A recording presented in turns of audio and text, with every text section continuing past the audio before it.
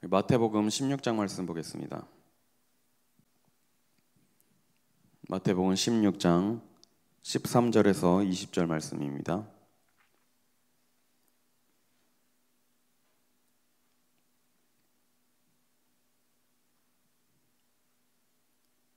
마태복음 16장 13절에서 20절 한 절씩 교독하도록 하겠습니다. 예수께서 빌립보 가이사랴 지방에 이르러 제자들에게 물어 이르시되 사람들이 인자를 누구라 하느냐?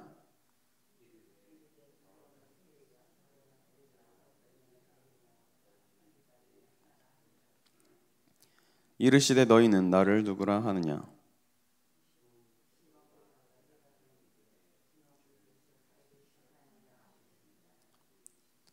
예수께서 대답하여 이르시되 바요나 시몬아 내가 복이 있도다. 이를 내게 알게 한 이는 혈육이 아니요 하늘에 계신 내 아버지시니라.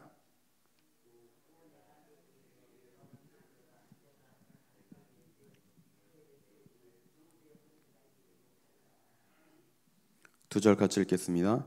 내가 천국 열쇠를 내게 주리니 내가 땅에서 무엇이든지 매면 하늘에서도 매일 것이요 내가 땅에서 무엇이든지 풀면 하늘에서도 풀리리라 하시고 이에 제자들에게 경고하사 자기가 그리스도인인 것을 아무에게도 이르지 말라 하시니라. 아멘. 우리는 구원받고 하나님의 자녀가 되었습니다. 그리고 이제 교회를 다니고 신앙생활을 하고 있죠. 그런데 우리가 신앙생활을 함에 있어서 가장 중요한 것이 정상적으로 신앙생활하는 것입니다. 이번 주 우리에게 주신 강단의 말씀 제목이 지극히 정상적으로 그리스도의 비밀을 누리자라는 제목입니다. 이 말은 정상적이지 않은 방법으로 신앙생활을 하고 있는 사람들이 많다는 뜻이 되기도 하겠죠. 많은 사람들이 교회를 다니고 하나님을 믿고 신앙생활을 하는데 복음이 아닌 다른 것을 붙잡고 있는 사람들이 너무 많습니다. 저는 이제 모태신앙으로 자랐습니다. 어릴 때부터 어머니가 교회를 다니셨기 때문에 교회를 다니게 됐는데요. 어릴 때 어머니께서 좀 많이 갈급하셨던 것 같아요. 그래서 뭔가 답을 찾기 위해서 여기저기 이렇게 많이 다니셨어요. 그래서 저도 이제 어머니 따라서 이렇게 다니게 됐죠.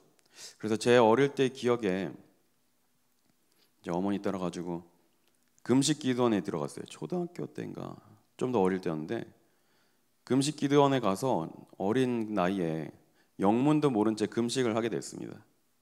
이유도 모르고 왜 금식을 해야 되는지 이유도 모르고 그냥 당연히 금식 기도원 가니까 금식을 해야 되죠. 근데 어린 나이에 너무나 배고프고 이유를 알고 납득이 돼야 되는데 납득이 안 되는 거예요. 내가 왜 굶어야 되냐. 하루를 굶는데 너무 배가 고파서 막 진짜 눈물이 나더라고요.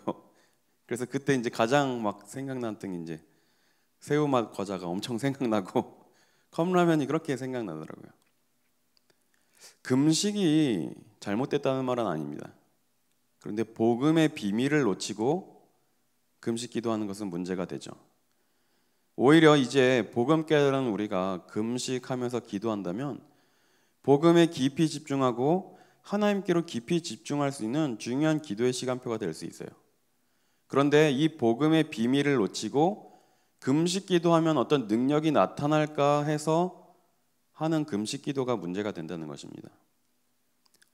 무슨 일만 터지면 무슨 일만 생기면 바로 금식 기도원 가서 금식하는 거예요.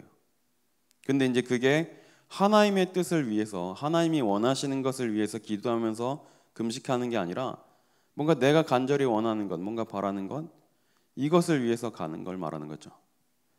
그리고 또 제가 어릴 때 어머니를 따라서 할렐루야 기도원이라는 곳을 이제 갔던 기억이 납니다. 우리 어른들은 잘 아실 거예요. 김계화 원장이었나? 심령치료라고 해서 막 이렇게 뱃속에서 암덩이 같은 거 이렇게 막 꺼내고 막 이런 나중에 이제 사기로 밝혀지고 그것이 알고 싶다 해도 나오고 막 이랬죠. 근데 어릴 때 기도원에 갔는데 멀리서 지켜봤는데 막 환자 눕혀놓고 막 기도하더니 막 배에서 주물주물하더니 뭐 이렇게 막 꺼내가지고 암덩이를 꺼냈다고 막 어릴 때 그런 기억이 납니다. 근데 그것도 마찬가지로 정상적인 신앙생활은 아니죠. 뭐 나중에 이제 그 사람이 사기꾼이라고 밝혀지긴 했지만 우리는 신앙생활하는 이유가 그런 눈에 보이는 표적과 증거가 있기 때문에 하는 게 아닙니다. 신앙생활하는 가장 중요한 목적은 구원받기 위함이죠. 육신적인 문제, 눈에 보이는 문제들은 복음을 누리다 보면 당연히 해결될 수도 있고 해결이 안 될 수도 있습니다. 사도 바울이 몸에 심각한 질병을 앓고 있었습니다. 본인이 이제 사탄의 사자라고 표현할 만큼, 가시라고 표현할 만큼 그런 어떤 괴로운 질병을 이제 앓고 있었어요. 정확히 어떤 질병인지는 알 수는 없지만 학자들은 간질 아니면 안질일 것이다라고 이렇게 추정을 하긴 합니다. 간질이라고 한다면 심각한 문제겠죠. 이제 복음 전하고 설교하다가 거품 물고 쓰러질 이런 거니까요. 근데 이제 대부분 안질이라고 추정을 하는데요. 자, 어쨌든 바울이 자신이 가지고 있는 이 질병을 놓고 하나님 앞에 3번 간절히 기도합니다. 왜냐하면 본인이 괴로운 것도 있겠지만 어쨌든 복음을 전하는 전도자로서 다니기 위해서 이제 많은 걸림돌이 되었기 때문이겠죠. 그런데 하나님은 바울의 기도를 들으시지 않았습니다. 들으시지 않았다기보단 병을 고쳐주시지 않으셨습니다. 그러면서 바울에게 하신 말씀이 뭐냐? 네 은혜가 지금 너에게 족하다라고 말씀하셨어요. 그것은 그 바울이 앓고 있던 질병이 하나님의 계획이 있었다는 뜻이겠죠. 우리가 지금 내 앞에 놓여 있는 문제, 내가 겪고 있는 문제, 어려움들이 있을 겁니다. 그런데 하나님께 기도하고 하나님께 이제 구했을 때 내가 원하는 대로 이루어지지 않거나 해결되지 않는다면 그 속에 하나님의 중요한 계획이 있음을 우리가 찾아야 됩니다. 무조건 잘 되고 해결되고 내가 원하는 대로 되는 것이 신앙생활은 아닙니다. 이 문제와 어려움 속에서 하나님의 뜻과 계획을 발견하고 하나님이 원하시는 것을 찾는 게 정상적인 신앙생활입니다. 우리가 복음을 깨닫기 전에, 복음을 누리기 전에 했던 그런 신앙생활의 기준으로 본다면 요셉은 간절히 기도해야 됩니다. 하나님, 제가 지금 억울하게 누명 쓰고 형들에게 팔려가지고 노예로 왔는데 하루속히 여기서 빨리 벗어나게 해주세요. 하나님, 저 되게 열심히 일하고 애쓰고 노력해서 이제 좀 빛 좀 보고 이제 좀 노예에서 벗어났다 싶었는데 왜 내가 감옥에 들어왔습니까? 내가 왜 누명을 쓰고 억울하게 감옥살이를 해야 됩니까? 하나님, 빨리 이 문제 해결해 주십시오. 이렇게 기도해야 맞겠죠. 그런데 요셉은 그런 식으로 기도했다는 장면이 나오지 않습니다. 그 속에서 문제 해결보다는 그 문제 속에서 하나님이 함께 하시는 비밀을 누리고 있었어요. 여호와께서 요셉과 함께 하심으로 그가 형통한 자가 되었다고 성경은 증거하고 있습니다. 그 말은 우리가 놓고 기도해야 될 것은 지금 당장 내가 가지고 있는 문제, 어려움의 해결이 아니라 내가 문제와 어려움을 만나더라도 하나님과 함께하는 비밀을 누리는 것을 놓고 우리가 기도해야 되는 것입니다. 내가 문제와 어려움 사건 속에 있더라도 하나님이 함께 하심을 누리면 형통함의 비밀을 누릴 수가 있습니다. 그런데 반대로 아무리 잘 되고 좋은 것이 생기고 응답이라는 것을 받더라도 하나님이 함께 하시는 비밀을 누리지 못하면 무너지게 되는 겁니다. 세상의 성공자들이 그렇잖아요. 명예, 돈, 가질 수 있는 거 다 가져보지만 구원의 비밀 하나 모르니까 어느 날 다가오는 문제 속에서 다 무너지게 되는 겁니다. 그런데 성경에 나오는 많은 믿음의 사람들은 복음을 누리고 언약을 붙잡고 있었습니다. 언약을 붙잡고 있었기 때문에 노예로 가도 괜찮은 거예요. 왜냐? 그 현장 속에서 하나님이 함께 하셨기 때문입니다. 감옥에 가도 괜찮은 거예요. 왜냐? 그곳에서도 하나님이 함께 하셨기 때문이에요. 들판에서 양을 지키면서 혼자 외로움 속에 있어도 괜찮습니다. 왜냐? 하나님이 함께 하셨기 때문이에요. 어린 나이에 부모님 품을 떠나서 성전에 바쳐져서 언약궤 옆에서 자고 먹고 제사장 밑에서 자라는 이 환경 속에 있어도 괜찮았습니다. 왜냐? 하나님이 주신 언약이 있었기 때문입니다. 시대가 아무리 어지럽고 지도자들이 타락하고 아무리 문제가 많더라도 언약 가진 사람은 영향받지 않았습니다. 엘리 제사장과 대제사장과 그 아들들이 타락하고 범죄하고 어느 정도였냐? 엘리 대제사장은 이제 영권을 잃어버린 거예요. 말씀이 희귀해졌다고 그렇게 성경은 말하고 있죠. 그리고 그 두 아들들은 타락해서 다른 사람들에게 이렇게 문제거리가 되는 그런 아들들이었어요. 근데 이제 뭐 행실이 바르지 않다, 뭐 조금 도덕적이지 못하다 이런 거야 괜찮죠. 그런데 문제는 뭐죠? 하나님의 권위를 무시하는 거예요. 제사를 무시하고 가장 먼저 하나님께 제사를 드리고 예배해야 될 그 대제사장의 아들들이 하나님께 드려져야 될 그 제사 음식들을 먼저 가져다가 고기들을 다 먹고 여자들하고 음란하게 놀고. 그런데 문제는, 중요한 것은 사람이 살다 보면 실수하고 잘못할 수 있죠. 그러면 그 아버지 대제사장 엘리가 그들을 바른 길로 갈 수 있도록 징계하고 하나님의 말씀으로 그들을 바꿔야 되는데 그럴 힘이 없습니다. 야, 지금 사람들 소문이 별로 안 좋다, 그런 거 하지 마, 이 정도만 말하지 그들을 바른 길로 복음으로 돌이키게 만들 수 있는, 회개시킬 수 있는 이런 힘조차 없었습니다. 그런데 하나님은 그 속에 언약을 가지고 이 복음의 비밀을 누리는 사무엘을 준비하셨어요. 사무엘은 사실 아무것도 없었습니다. 뭐 배경도 없고 부모님이 어떤 큰 대단한 신분을 가진 사람도 아니었고 어릴 때 이제 어머니가 서원을 했기 때문에 성전에 들여졌죠. 그러면 내세울 것이 하나도 없고 가진 것도 없는 그런 보잘것없는 환경 속에 있었습니다. 그런데 하나님은 이 시대의 사무엘을 통해서 미스바 운동을 일으키시고 블레셋의 그런 침략과 블레셋이 주는 어려움 속에서 이스라엘 백성들을 구원하셨어요. 우리가 이 아침에 깊이 생각하고 묵상해야 될 부분이 이 부분입니다. 지극히 정상적으로 그리스도의 비밀을 누리는 신앙생활. 내가 어디에 있든지 무엇을 하든지 누구를 만나든지 하나님과 함께하는 비밀을 누리고 있는 것이 지극히 정상적인 신앙생활입니다. 우리는 다른 방법으로 구원받은 게 아니에요. 내가 열심히 노력해서 구원받은 게 아닙니다. 내가 많은 것을 들여서 구원받은 게 아닙니다. 하나님은 딱 한 가지, 우리의 믿음만을 보시고 우리를 구원하신 거예요.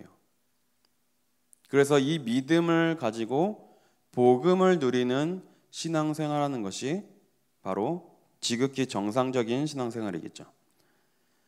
오늘 마태복음 16장 13절에서 20절 말씀 보면 예수님이 이제 공생애 사역을 하시는데 어느 날 가이사랴 빌립보라는 지방에 제자들하고 이렇게 가시다가 제자들에게 물어보십니다.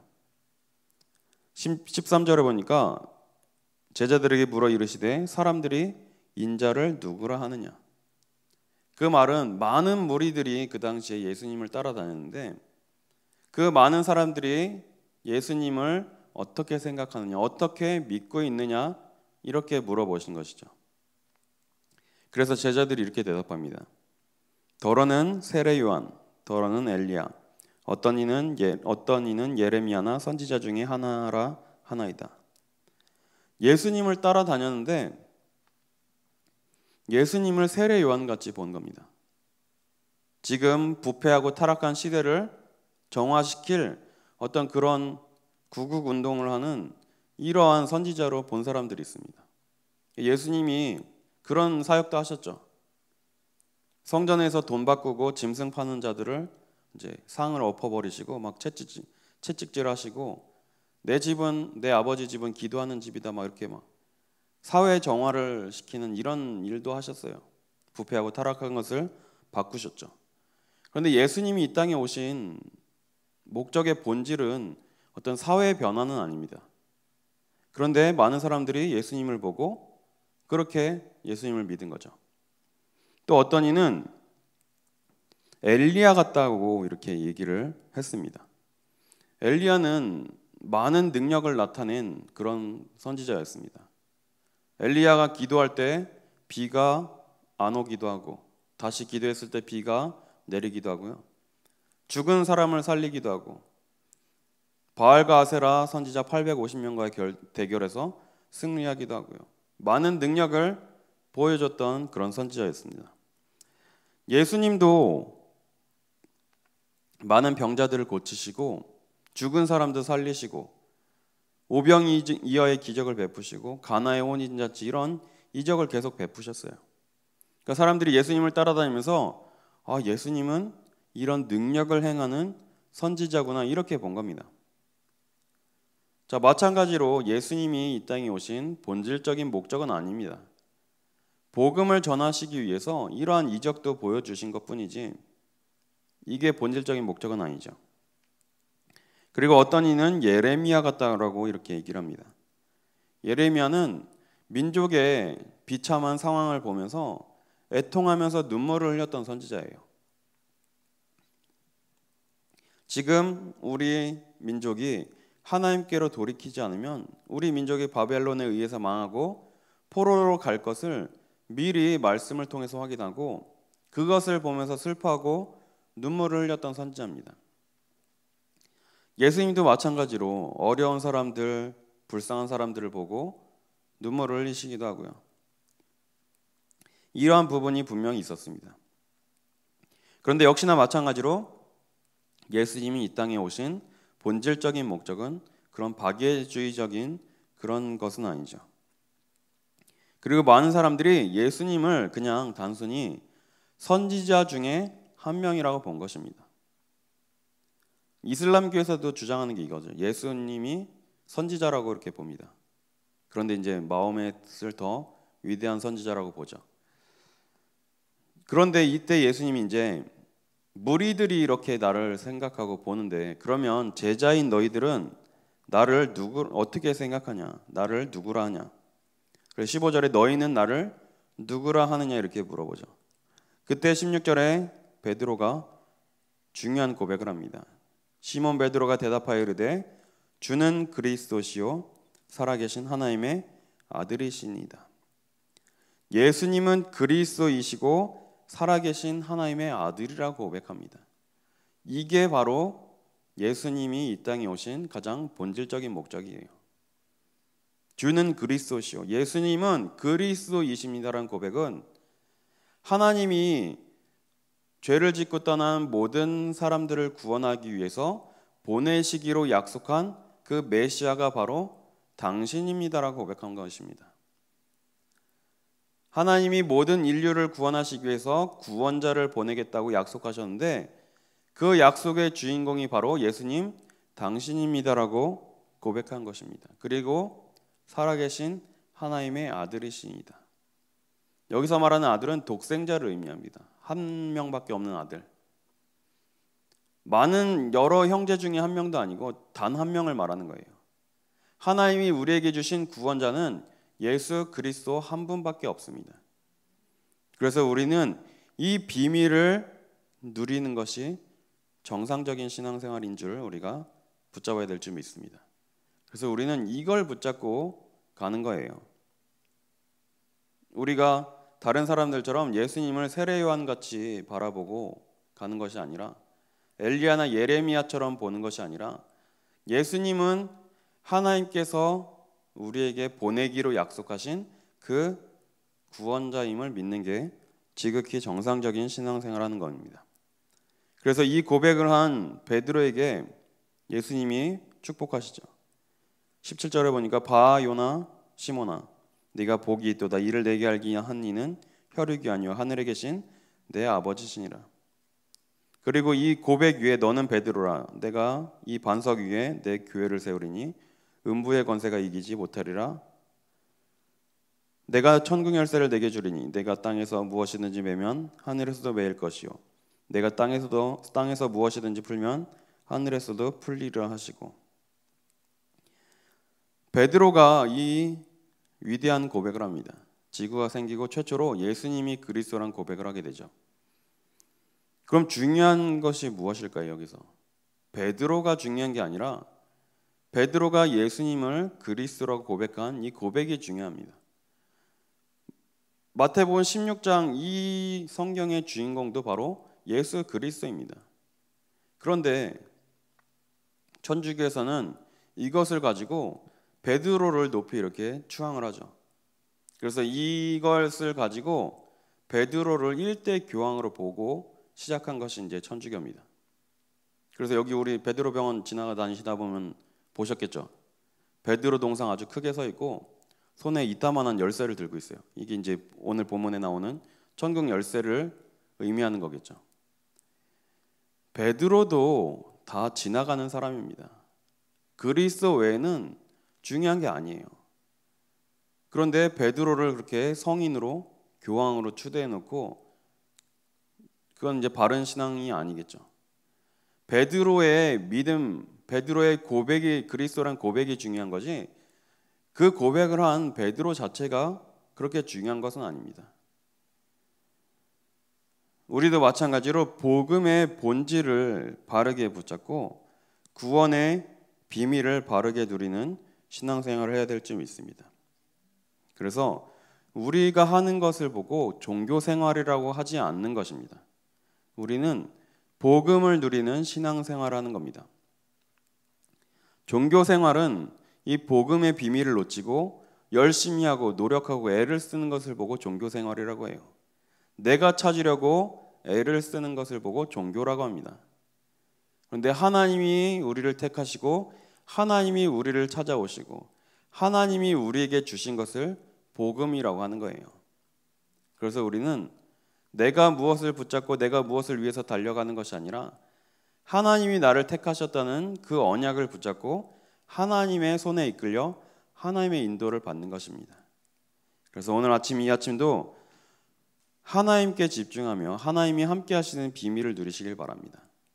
이것이 지극히 정상적인 신앙생활입니다. 여호와께서 함께 하심으로 형통한 자가 되는 이 복을 누리는 게 지극히 정상적인 신앙생활입니다. 내가 지금 하나님이 함께 하심을 누린다면 내가 가는 모든 곳에 하나님의 중요한 역사가 일어나게 되는 겁니다. 내가 있는 현장이 바뀌는 게 아니라 내가 바뀌게 된다면 모든 것을 변화시킬 수 있게 되는 거죠. 자, 이것을 어떻게 보면 알 수 있죠?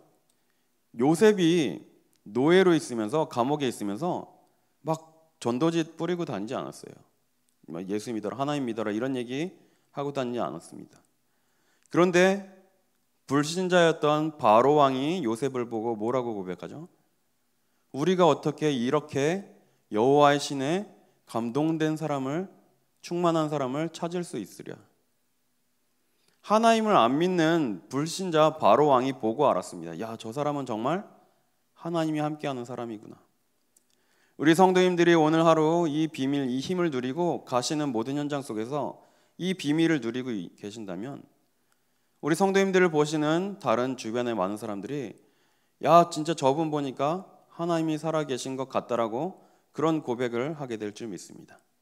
그래서 오늘 하루도 복음의 비밀을 바르게 누리고 하나님이 가장 원하시는 귀한 계획 속에서 하나님께 귀하게 쓰임받는 우리 성도님들 되시기를 기도하겠습니다.